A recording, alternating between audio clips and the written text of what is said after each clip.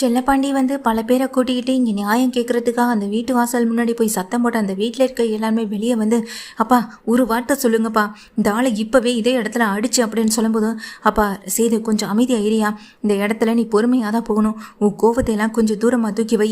இப்போ நீ எம்எல்ஏக்கு நின்று ஜெயிச்சிருக்க, எம்எல்ஏவா பதவி ஏற்கிறதுக்கு முன்னாடி இந்த மாதிரி எந்த விஷயத்துலையும் நீ தலையிடக்கூடாது அப்படின்னு சொல்கிறாங்க. எந்த விஷயத்தையும் பொறுமையாக தான் நம்ம பேசி முடிக்கணும்னு சொல்லிட்டு வந்திருக்க ஊர்க்காரவங்க கிட்ட என்ன விஷயமா இங்கே போராட்டம் பண்ணிட்டு சொல்லி கேட்க, எங்க ஊர் பொண்ணு எங்க நிலைமையில எங்க கஷ்டத்தை பார்த்து வளர்ந்த பொண்ணு, அதே கஷ்டத்தை அனுபவிச்ச பொண்ணு, இன்னைக்கு இந்த வீட்டில் வாழ்ந்துட்டு இருக்காளே நினைச்சு நாங்கள் சந்தோஷப்பட்ட நாட்கள் எவ்வளவோ இருக்கு. ஆனா இன்னைக்கு அந்த பொண்ணை வீட்டை விட்டு வெளியே அனுப்பியிருக்கீங்க. உங்க குடும்பத்துல பிரச்சனை வந்தா அந்த பொண்ணை வீட்டை விட்டு வெளியே அனுப்புறது மட்டுமே தான் உங்க தீர்ப்பாகவும் வச்சிருக்கீங்க அப்படின்னு வந்திருக்க பெரியவங்க எல்லாருமே அங்க ராஜாங்கத்தை முன்னாடி கேள்வி கேட்க, எங்க அப்பா முன்னாடி கேள்வி கேட்கிற அளவுக்கு அப்படின்னு சொல்லும்போது நியாயம், அதே நேரத்துல எங்க கஷ்டம், இன்னொரு பக்கம் துரோகம், இதெல்லாம் இருக்கும்போது நாங்க கேள்வி கேட்கதாயா செய்வோம் அப்படின்னு சொல்லி வந்திருக்க ஊர் மக்கள் சில பேர் இங்கே ராஜாங்கத்தை பார்த்து கேள்வி கேட்குறாங்க. குடும்ப பிரச்சனைகள் இருக்க தான் செய்யும். என்னதான் பெரிய மனுஷனாக இருந்தாலும் பெரிய குடும்பமாக இருந்தாலும் குடும்பத்தில் பிரச்சனைகள் இல்லாமல் இருக்கவே இருக்காது. எங்கள் குடும்ப பிரச்சனையை நாங்கள் பார்த்துக்குறோன்னு சொல்ல, ஐயா அது உங்கள் குடும்ப பிரச்சனையாக இருக்கிற வரைக்கும் தான் அதை நீங்கள் பார்த்துக்க முடியும். ஊர் பிரச்சனையாக அது மாறும்போது ஊரில் இருக்கவங்களும் கேள்வி கேட்க தான் முடியும்னு சொல்ல, ஊர் பிரச்சனையாக மாற அளவுக்கு யார் உங்ககிட்ட கம்ப்ளைண்ட் பண்ணுதுன்னு சொல்லி கேட்க நான் தான் சொல்லிட்டு செல்லப்பாண்டி முன்னாடி நிற்கிறாங்க. என் பொண்ணு வாழ்க்கையை ஒன்றுமே இல்லாமல் சிதற அடிச்சுட்டு இன்னொரு கல்யாணம் பண்ணிக்க நீங்கள் முடிவெடுப்பீங்க, என் பொண்ணை தீர்த்து விடணும்னு சொல்லுவீங்க. இதெல்லாம் பார்த்துட்டு நான் அமைதியாக இருக்கணுமா? அன்னைக்கு என் வீட்டு படியேறி என் பொண்ணு தான் வேணும்னு சொல்லி கேட்டது உங்கள் குடும்பம். அதுக்காக என் பொண்ணு பேச்சு கூட மதிக்காமல் அவளை நான் படிப்பை பாதியில் நிறுத்தி கல்யாணத்தை பண்ணி கொடுத்தேன். அன்னைக்கு மட்டும் உங்கள் பேச்சை நான் கேட்காம இருந்திருந்தேன்னா இன்னைக்கு என் பொண்ணு வாழ்க்கை எப்படியோ இருந்திருக்கும். ஆனால் அன்னைக்கு நீங்கள் கேட்டீங்கன்றதுக்காக பெரிய இடத்துலேருந்து வாய்ப்பு வருதுன்னு விட்டுறக்கூடாதுன்றதுக்காக என் பொண்ணை உங்கள் பையனுக்கு கல்யாணம் பண்ணி வைக்கணும்னு முடிவு பண்ணினேன். ஆனால் இன்னைக்கு என் பொண்ணை இந்த வீட்டை விட்டு வெளியே அனுப்பியிருக்கீங்க. அப்போ நான் கேள்வி கேட்க தானே செய்யணும்னு செல்லப்பாண்டி சொல்ல, பணத்துக்கு ஆசைப்பட்டு பெரிய இடத்துல பொண்ணை கொடுக்கணும்னு ஆசைப்பட்டு உங்கள் பொண்ணை வேணும்னு நீங்கள் எங்களுக்கு கல்யாணம் பண்ணி கொடுத்துட்டு இப்போ இங்கே நாங்கள் தான் தேடி வந்தோம்னு சொன்னால் என்ன அர்த்தம்னு அங்கே ஈஸ்வரியும் கேள்வி கேட்க, அம்மா நான் உங்ககிட்ட பேசலை, எனக்கு இங்கே தேவைப்பட்ட இங்கே சேதுகிட்டையும் ராஜாங்க ஐயா கிட்டையும் மட்டும்தான் நான் பேசணும்னு சொல்லிட்டு செல்லப்பாண்டி சொல்கிறாங்க. பாத்தியில மாமா இவ்வளோ திமிரா பேசுகிறாங்கப்பாங்க.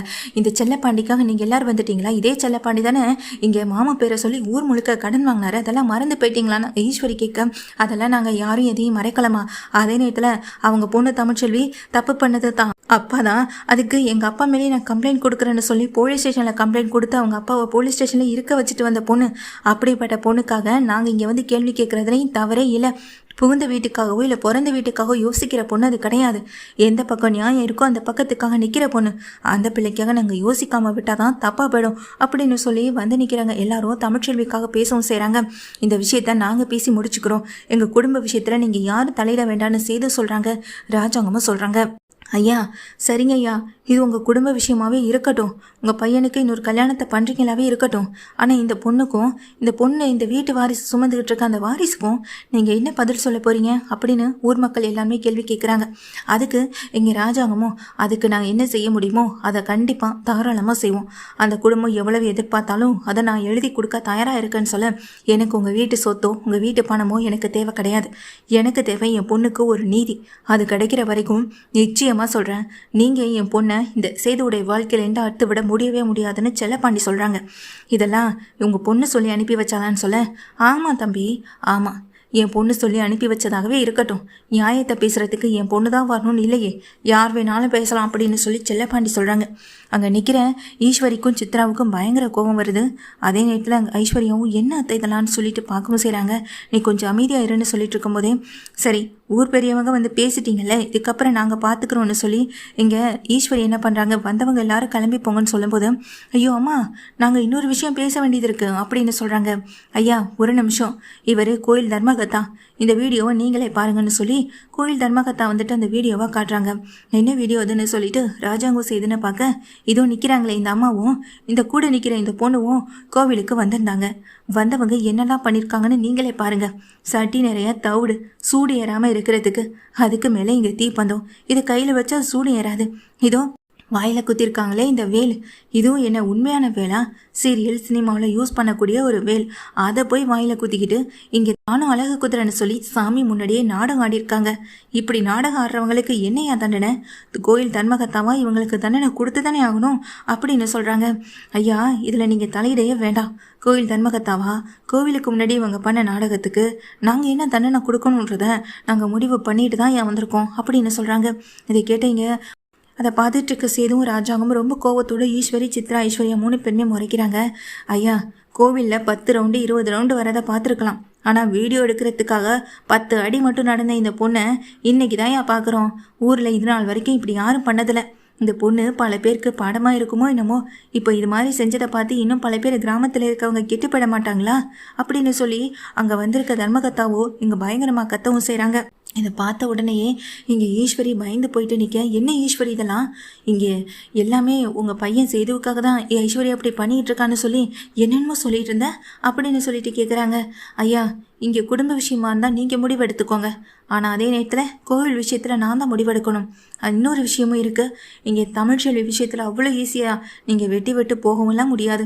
உங்கள் குடும்பத்திலேயே உங்களை சுற்றி என்ன நடக்குதுன்னே உங்களுக்கு தெரியாதப்போ தமிழ் விஷயத்துலேயும் அப்படி நடந்திருக்க வாய்ப்பு இருக்குன்னு தான் சார் நாங்களும் சொல்கிறோன்னு அங்கே வந்தவங்க இங்கே சேதுவை பார்த்து ராஜாங்கத்தை பார்த்து சொல்கிறாங்க.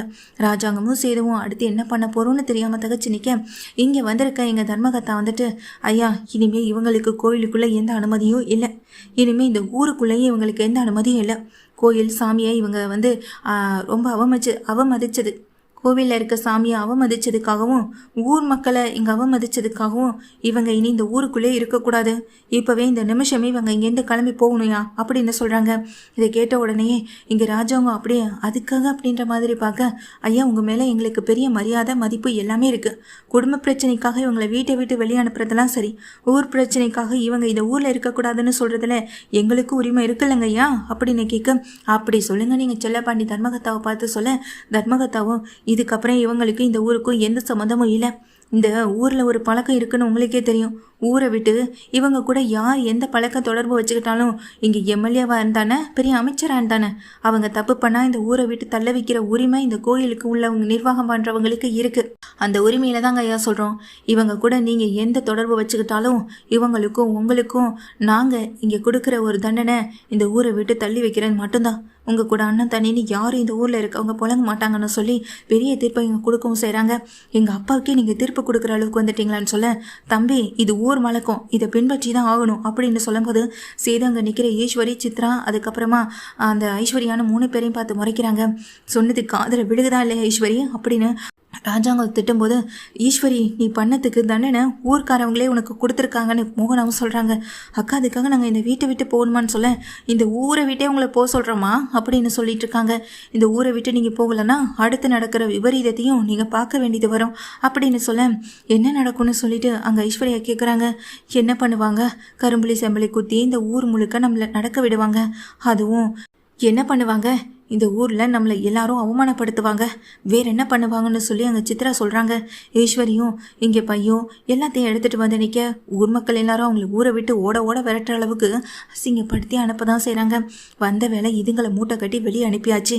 இனி என் பொண்ணை எப்படி இந்த பிரச்சனையிலேருந்து வெளியே கொண்டு வரதுன்றதை பற்றி மட்டும் யோசிச்சா போதுன்னு வந்தவங்க கிட்ட சொல்ல, சரி செல்லப்பாண்டி, உன் பொண்ணுக்காக தான் நாங்கள் இவ்வளோ தூரம் வந்து பேசிக்கிட்டு இருக்கோம். இங்கே பாருங்க ஐயா, அவ்வளோ ஈஸியாலாம் நீங்கள் சேதுவையும் தமிழ்ச்செல்வியும் அறுத்து விட முடியாது. தமிழ்ச்செல்வி மேலே தப்பு இல்லைன்னு அந்த புள்ள சொல்லிக்கிட்டு இருக்கு. இவர் தப்பு இருக்குன்னு சொல்லிட்டு இருக்காரு. எது உண்மைன்னு நிரூபிக்க வேண்டிய உரிமையும் கடமையும் உங்கள் குடும்பத்தை சேர்ந்தவங்க கிட்ட இருக்கு. முதல்ல உங்கள் சுற்றி இருக்க பல பிரச்சனைகளையே நீங்கள் வந்துட்டு சரியாக கவனிக்க மாட்டீங்க. குடும்பத்தில் இருக்கவங்கள மலை போல நம்பலாம், ஆனால் அவங்க பண்ணுற சதியையும் தெரிஞ்சுக்கணும். இதோ இப்போ வீட்டை விட்டு வெளியே போனாங்களே, அவங்க பண்ண அந்த வேலை மாதிரி. முதல்ல நடந்த பிரச்சனைக்கு யார் காரணம், யாரா இருக்க முடியும்னு யோசிங்க. அதுக்கப்புறமா தமிழ்ச்செல்வி உங்கள் பையன் வாழ்க்கையில இந்த அர்த்தம் இல்லாமா வேண்டாமன்றதை இனி தமிழ் முடிவு பண்ணட்டும் அப்படின்னு சொல்லிட்டு வாச்சலப்பாண்டி போகலான்னு ஊர்லேருந்து வந்த பெரியவங்க எல்லாரும் அந்த வீட்டு வாசலை விட்டு காலி பண்ணி கிளம்பி போக, ஊர் மத்தியில் ஊர்க்காரவங்க மத்தியில் அவமானப்பட்டு நிற்கிறாங்க. பாத்தியலான்னா இந்த ஈஸ்வரியும் சித்ராவும் எவ்வளோ பெரிய அட்டூழியத்தை பண்ணிட்டாங்கன்னு சொல்ல, ஈஸ்வரி, சௌத்ரி கொஞ்சம் அமைதியாக இருன்னு சொல்லி கத்துறாங்க. இல்லைன்னு அந்த ஐஸ்வர்யாவை நம்ம சேதுவுக்கு கல்யாணம் பண்ணி வைக்கிறதா ஈஸ்வரி சொல்லிட்டு இருந்தா. ஆனால் அப்படி ஒன்று நடந்துடக்கூடாதுன்னு என் பொண்ணு இந்த வீட்டிலே இருந்தவ. என் பொண்ணு சேதுவை கட்டிக்க எவ்வளோ ஆசைப்பட்டான்னு உனக்கே தெரியும். திரும்பவும் சொல்லணே, தாமரைக்கு இந்த கல்யாணத்தை பண்ணி வச்சிடலான்னு அப்படின்னு சொல்ல, ஐயோ சாவித்ரி கொஞ்சம் அமைதியாக இருக்கியா, கொஞ்சம் எல்லாரும் என்னை தனியாக விடுங்கன்னு அங்கே இருக்க ராஜாங்க கத்தை தாமரையை கூட்டிகிட்டு சௌத்ரி உள்ளே போயிடுறாங்க. அதே நேரத்தில் சேதுவும் இங்கே என்ன நடக்குதுன்னு தெரியலப்பா, அந்த தமிழ் தான் தப்பு பண்ணான்றதை நான் நிரூபிக்கிறேன்ப்பா அப்படின்னு சொல்லி எங்கள் சேது அந்த முயற்சி எடுக்கிறாங்க. சேது எடுக்கிற முயற்சியே இங்கே தமிழ் தப்பு பண்ணலைன்ற நிரூபணம் ஆக போது. அதே ஊர்க்காரவங்க மத்தியில் எங்கள் தமிழ்ச்செல்வி எனக்கு இப்போ தேவையில்லை, இவர் குடும்பமும் தேவையில்லைன்னு சொல்லி தூக்கி வீசிட்டு அவங்க அதை போட்டுட்டு போக தான் போகிறாங்க.